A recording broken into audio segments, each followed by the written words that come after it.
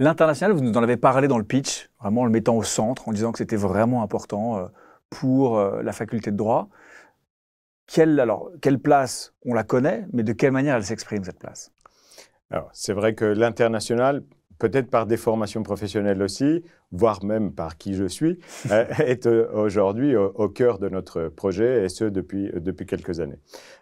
Pour nous, il était important dans un premier temps, et je l'évoquais effectivement tout à l'heure, de dire qu'on va former des juristes qui sont ouverts au monde. Alors ça doit concerner tous nos étudiants, et pour ce faire, il faut intégrer aussi bien des matières disciplinairement qui permettent à chacun de vivre cette expérience du droit international, du droit européen, du droit comparé, mais aussi la possibilité de bouger pendant ses études, que ce soit grâce à Erasmus, à des conventions bilatérales ou des conventions globales. Donc il y a un grand parti pris là-dessus pour tisser des partenariats forts et permettre à nos étudiants de vivre cette expérience s'ils le souhaitent. À côté de cela, on a voulu aller beaucoup plus loin. Alors, beaucoup plus loin, c'est déjà la naissance de ce qu'on appelle communément notre licence européenne.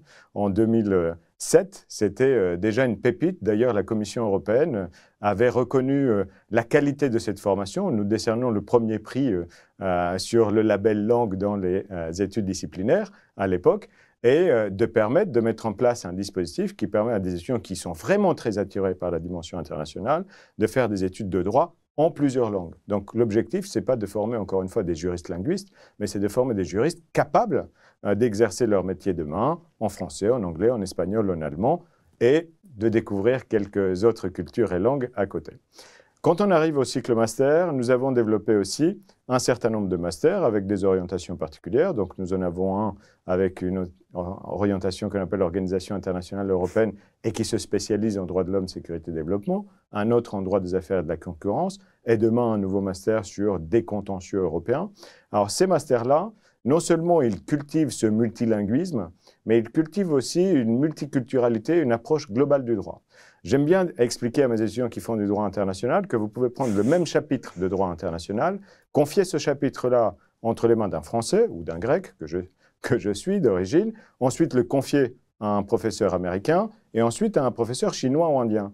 Ils vont, en partant du même chapitre, vous raconter 3 histoires différentes. C'est fondamental que les étudiants puissent expérimenter cela. Donc, on a intégré le monde entier dans nos formations. On fait appel énormément à des visiting professors qui viennent d'universités partenaires du monde entier avec cette approche globale, non eurocentrée, non occidentalo-centrée, si je peux me permettre, pour avoir la vision aussi du monde qui nous entoure.